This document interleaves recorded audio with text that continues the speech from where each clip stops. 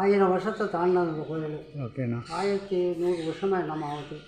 அதாவது வெள்ளாள மகாராஜான்னு காசிலேருந்து ராமேஸ்வரம் போயிருக்காரு. இது ராமேஸ்வரம் போகும்போது இங்கே சிவ பூஜை டைம் வந்துருச்சான்.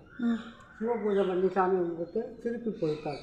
போயிட்டு வரும்பொழுது எவ்வளவோ நாள் கழிச்சு வந்திருக்காங்க. வரும்பொழுது இந்த திருப்பி வந்து மத்தியானம் சாப்பாடு வீட்டில் இருக்கிறவங்களுக்கு அப்போ சிவலிங்கம் அதை அவர் கொடுத்து வச்சு சிவலிங்கம் சிவ பூஜை பண்ணிட்டு தான் சாப்பிடுவாங்க.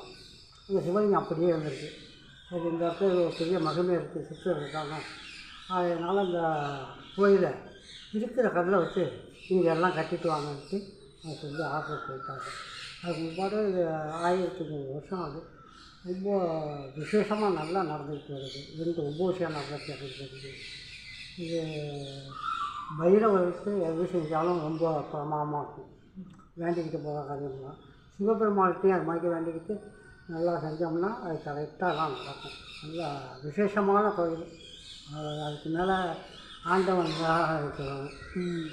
திருவண்ணாமலைக்கு மாதிரியே இல்லையா? அது திருவண்ணாமலைக்கு அது இதுதான் உயர்வுன்னு சொல்கிறாங்க. அதை விட இது முன்ன கட்டினதுங்கிறாங்க. ஆனால் வரலாறுல அது முன்ன கட்டினதுன்னு சொல்கிறாங்க சில பேர். அது அந்த அளவுக்கு நம்மளுக்கு தெரியாது. எனக்கு தெரிஞ்சது அவ்வளோதான். ஓகே.